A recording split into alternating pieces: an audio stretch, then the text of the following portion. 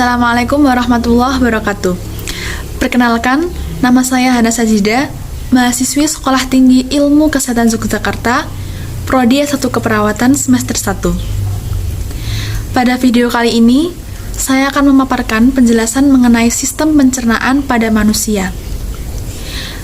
Video ini dibuat untuk memenuhi tugas mata kuliah Ilmu Dasar Keperawatan, di mana pada video ini akan saya paparkan penjelasan mengenai sistem pencernaan manusia, mulai dari bagian-bagiannya, pengertian, hingga video proses pencernaan makanan pada manusia, mulai dari mulut hingga anus. Sistem pencernaan merupakan serangkaian jaringan-jaringan organ yang berfungsi untuk mencerna makanan, di mana makanan tersebut akan dicerna dengan dua sistem, yaitu sistem kimiawi maupun mekanik. Organ-organ pada manusia yang berperan dalam proses pencernaan makanan yaitu adalah mulut, faring, kerongkongan, lambung, usus 12 jari, usus halus, usus besar, dan anus. Organ yang pertama yaitu mulut. Mulut berfungsi sebagai tempat pertama kalinya makanan masuk ke dalam tubuh manusia. Di dalam mulut terdapat beberapa bagian yang memiliki peranan penting dalam proses pencernaan makanan pada tubuh manusia, yaitu gigi, air liur, dan juga lidah.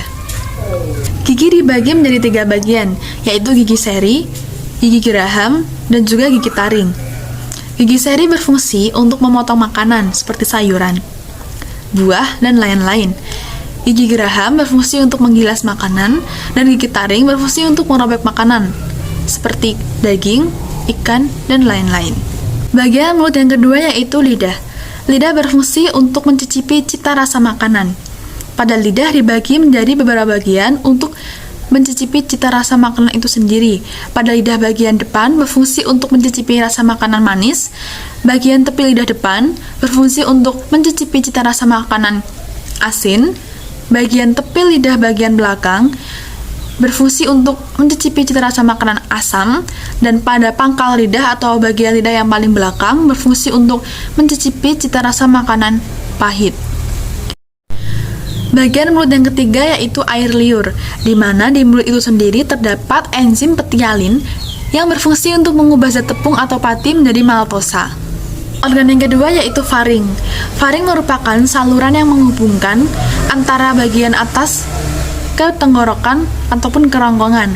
Faring ini berfungsi dalam 2 proses sistem, yaitu sistem pernafasan dan juga pencernaan. Faring menghubungkan dalam sistem pencernaan, faring berfungsi untuk menghubungkan antara mulut ke kerongkongan. Jadi faring itu semacam saluran yang menghubungkan antara mulut dan kerongkongan menjadi jalan lewatnya makanan ataupun udara. Bagian yang ketiga yaitu adalah kerongkongan atau esofagus. Kerongkongan ini merupakan saluran yang menghubungkan antara tenggorokan ke lambung. Di dalam kerongkongan terdapat gerakan peristaltik, yaitu gerakan meremas-remas makanan yang dilakukan oleh dinding-dinding kerongkongan yang berfungsi untuk memecahkan makanan itu sendiri atau menghancurkan makanan sehingga mudah untuk dicerna oleh lambung. Organ yang keempat yaitu lambung. Pada lambung terdapat enzim dan asam klorida. Yang pertama adalah enzim renin yang berfungsi untuk mengendapkan protein. Yang kedua enzim pepsin yang berfungsi untuk mengubah protein menjadi pepton. Yang ketiga yaitu enzim lipase yang berfungsi mengubah lemak menjadi gliserol. Dan yang keempat yaitu asam HCl atau asam klorida yang berfungsi untuk membunuh kuman dan menghasilkan makanan. Bagian yang keenam yaitu adalah usus 12 jari. Bagian yang ketujuh yaitu usus halus.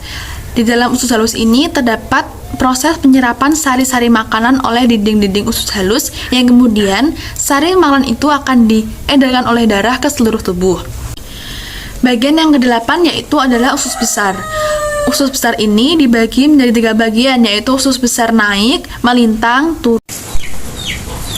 Usus besar juga berfungsi untuk menyerap kembali air dan mineral yang masih bisa dipakai, serta menciptakan antibodi untuk mencegah infeksi.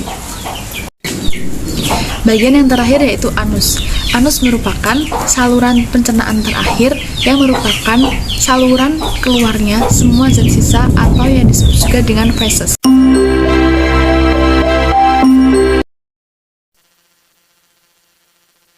In digestion, food is changed by the organs into a soluble form to be absorbed by the body. Food in the mouth is mixed with saliva. Saliva begins to dissolve the food as the teeth grind and cut it. Food is forced back into the throat, pharynx, by the tongue. Food in the pharynx stimulates the swallowing reflex. The larynx is pulled upward to meet the epiglottis and seal off the trachea. Food goes from the pharynx to the esophagus. Food moves down the esophagus by peristalsis. The peristaltic wave reaches the esophageal sphincter and food enters the stomach. The unique muscular structure of the stomach breaks up the food into small pieces called chyme. Chyme exits through the pyloric sphincter into the duodenum of the small intestine. The major portion of absorption and digestion occurs in the small intestine. The mucosa secrete enzymes that supplement the digestive enzymes of the pancreas and liver. This completes the chemical process of digestion. The walls are covered with villi where nutrient absorption takes place. The structure of each villus contains a capillary and lacteal to pick up the digested nutrients. The nutrients are now transported by the blood to all the cells of the body. The undigested food reaches the ileocecal valve and enters the large intestine or colon. The colon absorbs water, manufactures vitamins, produces mucus, and forms and expels feces. Mass peristalsis pushes the feces into the rectum, which stimulates the defecation reflex.